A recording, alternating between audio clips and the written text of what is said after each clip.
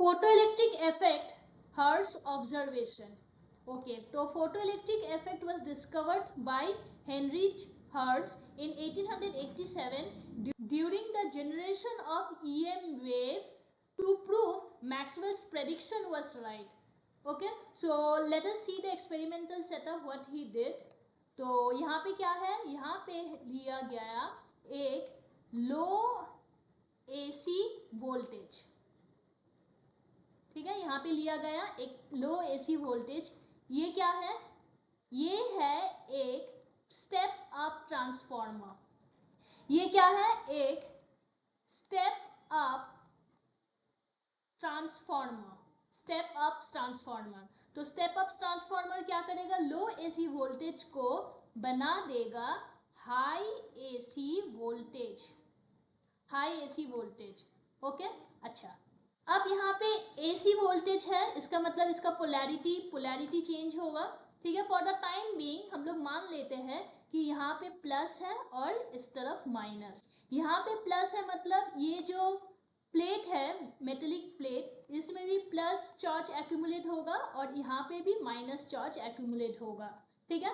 अच्छा, अब यहाँ पे देखो, यहाँ पे एक मेटल बॉल है, मेटल बॉल, तो यहाँ पे भी चार्ज आएगा, मगर यहाँ पे चार्ज ज़्यादा आएगा, because we studied in electrostatic that electric charges concentrate at sharp point, electric charges concentrate at sharp point. तो यहाँ पे ये शार्प पॉइंट है, यहाँ पे चार्ज डेंसिटी ज़्यादा होगा, ठीक है। अच्छा, तो चलो यहाँ तक लिख लेते हैं। तो यहाँ पे क्या हो रहा है, यहाँ पे एमिटर प्लेट का बात हो रहा है, एमिटर प्लेट। एमिटर में हम लोग को क्या दिखा, शार्प पॉइंट, शार्प पॉइंट में high charge density, high charge density, ठीक है। यहाँ पे शार्प पॉइंट में बहुत ज़्यादा चार्ज एक्यूमुलेट हो जाएगा, ठीक है। इससे क्या हो रहा है, इससे यहाँ पे एक हाई पोटेंशियल डिफरेंस बनेगा, हाई पोटेंशियल डिफरेंस, ठीक है। तो उससे क्या हो रहा है, एक हाई पोटेंशियल डिफरेंस क्रिएट हुआ, ठीक है।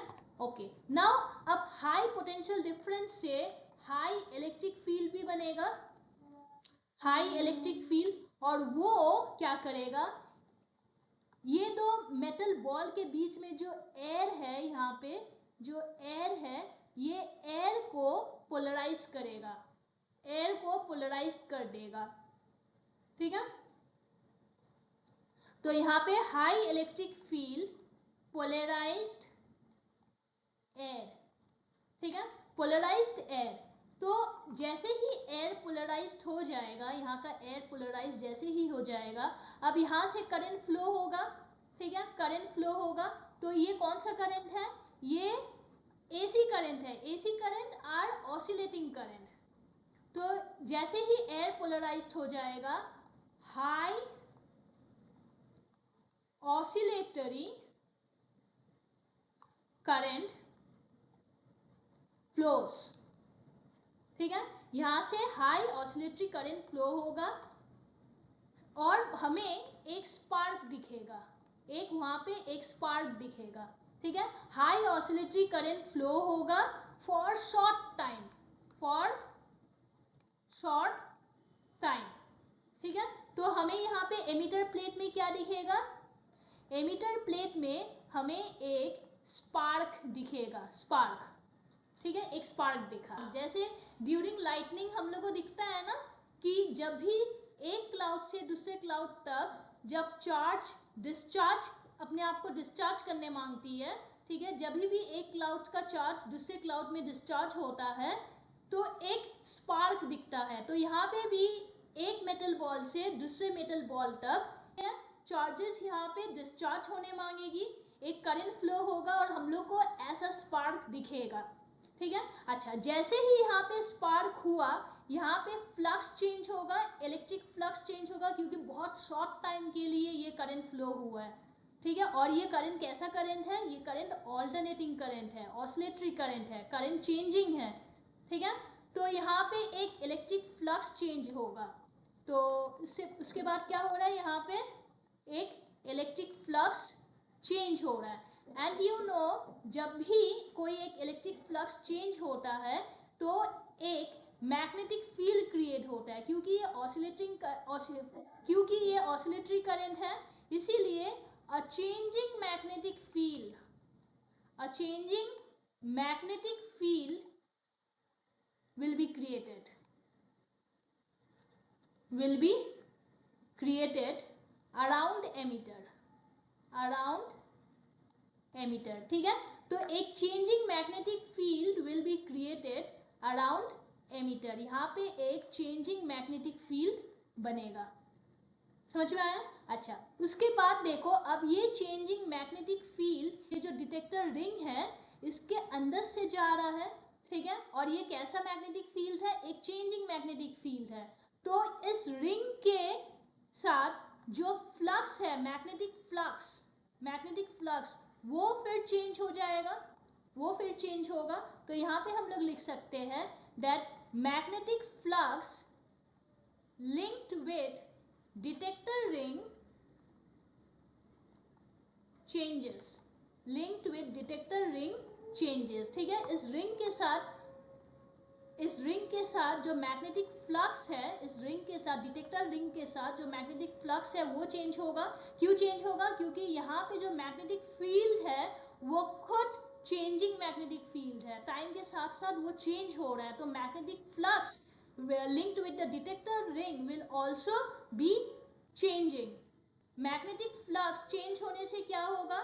We know Faraday's law that EMF equal to minus d phi b by dt। इसका मतलब मैग्नेटिक फ्लक्स अगर चेंज हुआ तो rate of magnetic flux is directly proportional to EMF, इसका मतलब ये जो डिटेक्टर रिंग है, यहाँ पे जो डिटेक्टर रिंग है इसमें एक EMF जनरेट होगा, EMF is produced across ring, ठीक है।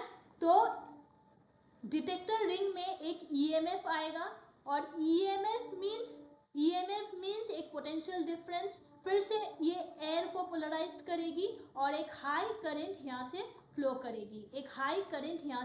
करेगी, ठीक है। तो फिर से हमें यहाँ पे एक स्पार्क दिखेगा, डिटेक्टर रिंग में भी यहाँ पे एक स्पार्क दिखेगा, ठीक है।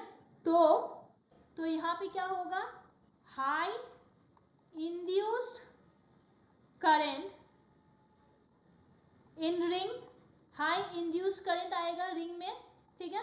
तो हमें एक spark in gap of detector देखने को मिलेगा,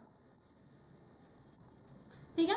तो इससे क्या पता चल रहा है, क्या समझ में आया कि एमिटर में एक स्पार्क दिखा, संगे संग डिटेक्टर में भी वही स्पार्क मिला।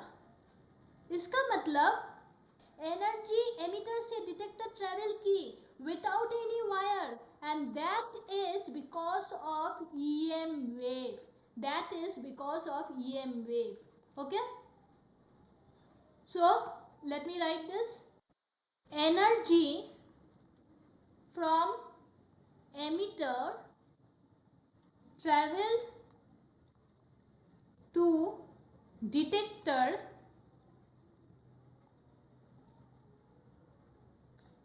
without any wire, okay। So because of EM wave, ठीक है। ये पॉसिबल कौन किया? EM वेव किया, इलेक्ट्रोमैग्नेटिक वेव किया, ठीक है। इसका मतलब energy can be transferred without any wire, मतलब वायरलेस कनेक्शन पॉसिबल है, ठीक है। तो इसी के ऊपर बेस करके अभी जो रेडियो, फोन, टीवी, सैटेलाइट, ठीक है, सब इसी के ऊपर, इस EM वेव के ऊपर बेस करके बना हुआ है। मैक्सवेल प्रेडिक्ट किए थे कि EM वेव एग्जिस्ट करनी चाहिए, ऐसी एक वेव नेचर में होनी चाहिए। तो हर्ट्ज ने इस एक्सपेरिमेंट करके प्रूफ कर दिया that Maxwell was right, EM wave nature में एग्जिस्ट करती है। उन्होंने इस EM वेव को बना के दिखा दिया, ठीक है। और ये EM वेव से वायरलेस कनेक्शन भी पॉसिबल है, ये भी पता चल गया। तो इससे और एक चीज प्रूफ हो गया दैट जिसके लिए ये सब लड़ाई था, that light is an electromagnetic wave, light is an electromagnetic wave, ठीक है। तो ये कंफर्म्ड हो गया,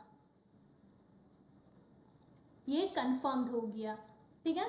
मगर इस एक्सपेरिमेंट के दौरान एक चीज उनको दिखा, जैसे ही लाइट इस एमिटर प्लेट के ऊपर गिर रहा था, कौन सा लाइट, यूवी लाइट, ठीक है। जैसे ही लाइट एमिटर प्लेट के ऊपर गिर रहा था, वैसे ही यहाँ का करंट, डिटेक्टर का करंट बहुत ज़्यादा इंक्रीज हो जा रहा था। उनको ये समझ में नहीं आया कि इस लाइट का इस डिटेक्टर प्लेट के करंट के साथ क्या लिंक है। तो इस एक्सपेरिमेंट को फर्दर रिसर्च किए, बहुत डिटेल में रिसर्च किए, ठीक है। कौन, हॉलवर्ज एंड लेनार्ड, हॉलवर्ज एंड लेनार्ड इस एक्सपेरिमेंट को और डिटेल में स्टडी किए, ठीक है। तो लिखो Hallwachs and Lenard's observation, Hallwachs and Lenard's observation, ठीक है। तो Wilhelm Hallwachs and Philipp Lenard studied photoelectric effect in detail, ठीक है। तो हर्ट्ज ने जो देखा था कि लाइट के गिरने से करंट इंक्रीज हो रहा है, मतलब photo means light and electric means current. तो photo electric effect means light के गिरने से करंट, इलेक्ट्रिसिटी का बनना, ठीक है। तो ये जो लिंक है जो हर्ट्ज ने ऑब्जर्व किया था during the formation, during the generation of electromagnetic wave, तो इसको हॉलवर्ज एंड लेनार्ड ने थोड़ा डिटेल में स्टडी किया और उसका ऑब्जर्वेशन यहाँ पे नोट डाउन किया है। बहुत सालों से इसका स्टडी हो रहा था मगर कुछ समझ नहीं आ रहा था, but only after electron discovery in 1897 उनको एक क्लियर आइडिया मिला कि आखिर हो क्या रहा है।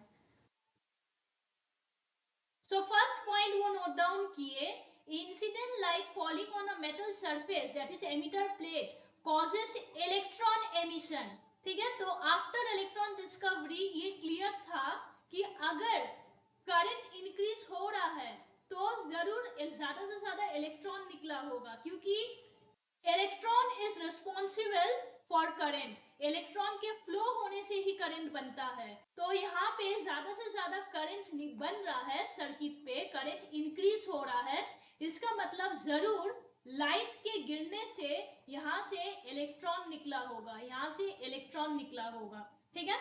Now the second point is the emitted electrons are called photoelectrons, ठीक है।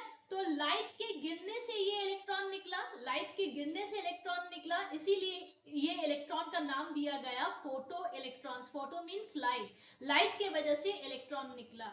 Okay, now the third point is the electron are pushed towards the collector due to the electric field in the setup, ठीक है। तो ये है cathode, ये है anode, ठीक है। एनोड को कौन सा टर्मिनल दिया, पॉजिटिव, एंड कैथोड को कौन सा टर्मिनल दिया, नेगेटिव। ये नेगेटिव टर्मिनल और ये पॉजिटिव टर्मिनल। यहाँ पे पॉजिटिव टर्मिनल देने का रीजन क्या है, ताकि इलेक्ट्रॉन पॉजिटिव की तरफ अट्रैक्ट हो जाए। अगर एक्सटर्नल बैटरी को ना दिया जाता तो इलेक्ट्रॉन यहाँ पे जमा हो जाता, इलेक्ट्रॉन यहाँ पे जमा हो जाता, ठीक है। तो इसीलिए यहाँ पे एक एक्सटर्नल बैटरी को दिया गया ताकि इलेक्ट्रॉन यहाँ पे जमा ना हो जाए, वो चलते रहे और पॉजिटिव प्लेट उसको अट्रैक्ट करे, ठीक है। Next, number 4 is no electrons are emitted if the frequency of light is below a certain minimum value called the threshold frequency, ठीक है। तो हर एक मेटल प्लेट का कुछ ना कुछ एक थ्रेशोल्ड फ्रीक्वेंसी है, कुछ ना कुछ एक मिनिमम फ्रीक्वेंसी है। उसके नीचे वाला फ्रीक्वेंसी का अगर कोई भी लाइट को हम लोग फेंकेंगे तो इलेक्ट्रॉन एमिशन नहीं होगा। समझ में आया? यहाँ पे देखो ये है इलेक्ट्रोमैग्नेटिक स्पेक्ट्रम, इस डायरेक्शन में फ्रीक्वेंसी क्या हो रही है, इंक्रीज हो रही है, इंक्रीज हो रही है, ठीक है। नेक्स्ट देखो, उसके बाद यहाँ पे फिर आते हैं, तो threshold frequency depends on the material of the emitter. Threshold frequency depends on the material of the emitter, मतलब हर एक मटेरियल का अलग अलग थ्रेशोल्ड फ्रीक्वेंसी है, अलग अलग मिनिमम फ्रीक्वेंसी है जो रिक्वायर्ड है इलेक्ट्रॉन एमिशन के लिए। Next is metal sensitivity to light. Zinc, cadmium, magnesium respond only to UV light, only to UV light. इसका मतलब यहाँ पे अगर मेरे पास एक जिंक मेटल है, एक जिंक मेटल है, ठीक है, zinc metal respond only to UV light, that means zinc metal के लिए यूवी लाइट की frequency is the threshold frequency, UV light की frequency is the threshold frequency. इसका मतलब अगर मेरे पास एक जिंक प्लेट है, उसमें अगर हम लोग यूवी लाइट दिए तो यहाँ से इलेक्ट्रॉन एमिशन होगा। अगर हम लोग उसके बिलो फ्रीक्वेंसी का लाइट को फेंके, such as visible light, infrared, microwave, radio, then electron emission नहीं होगा। इन सब के लिए इलेक्ट्रॉन एमिशन नहीं होगा जिंक प्लेट में, इन सब के लिए बिलो दिस अल्ट्रावायोलेट लाइट, इस सब के लिए इलेक्ट्रॉन एमिशन नहीं होगा। किसके लिए, जिंक प्लेट के लिए। पर alkali metal respond even to visible light, इसका मतलब अगर मेरे पास एक एल्कली मेटल होता, अगर मेरे पास एक एल्कली मेटल होता तो वो विजिबल लाइट से भी इलेक्ट्रॉन एमिशन पॉसिबल था, ठीक है, इलेक्ट्रॉन एमिशन पॉसिबल था विजिबल लाइट से भी। अगर हम लोग इंफ्रारेड देंगे इलेक्ट्रॉन एमिशन नहीं होगा, अगर हम लोग यूवी रेज देंगे एल्कली मेटल के लिए तब इलेक्ट्रॉन एमिशन जरूर होगा, क्योंकि यूवी रेज विजिबल लाइट से ज्यादा फ्रीक्वेंसी है, यूवी लाइट का विजिबल लाइट से ज्यादा फ्रीक्वेंसी है, ठीक है। तो एल्कली के लिए अगर विजिबल लाइट से इलेक्ट्रॉन एमिशन हो जा रहा है तो UV light, x ray, gamma ray से भी होगा, मगर इंफ्रारेड, माइक्रोवेव, रेडियो वेव से नहीं होगा, ठीक है। तो हर एक मेटल के लिए एक मिनिमम फ्रीक्वेंसी है जिसके अबव फ्रीक्वेंसी से इलेक्ट्रॉन एमिशन होगा, उसके बिलो फ्रीक्वेंसी से इलेक्ट्रॉन एमिशन नहीं होगा। Okay, so next is metals that emit electrons on illumination are called photosensitive metal. So वो सब मेटल जिसमें लाइट फेंकने से इलेक्ट्रॉन्स निकलती है, those metals are called photosensitive metals. Okay, now the definition of photoelectric effect. The photoelectric effect is the phenomenon of emission of electron from a metal surface when a light of suitable frequency falls on it. Frequency से photoelectric effect नहीं होता है, that frequency of light should be greater than threshold frequency, that frequency of light should be greater than threshold frequency. अगर frequency of light threshold frequency से ज्यादा है तो ही electron emission possible है, और else no. And threshold frequency अलग अलग metal के लिए अलग अलग है, समझ में आया। So these are the observations made by Hallwachs and Lenard, ठीक है। ये सिर्फ एक ऑब्जर्वेशन था, उन्होंने इसका कोई भी एक्सप्लेनेशन नहीं दिया, उन्होंने बस एक्सपेरिमेंट करके जो भी ऑब्जर्वेशन है वही बस नोट डाउन किए, ठीक है, इसका कोई भी एक्सप्लेनेशन वो नहीं दे पाए। इसके बाद आए सर एल्बर्ट आइंस्टीन, उन्होंने फोटोन का कॉन्सेप्ट यूज करके ये सब ऑब्जर्वेशंस को एक्सप्लेन किए, थियोरेटिकल एंड मैथमेटिकल प्रूफ दिए। Okay, so next write down experimental study of photoelectric effect bye Albert Einstein.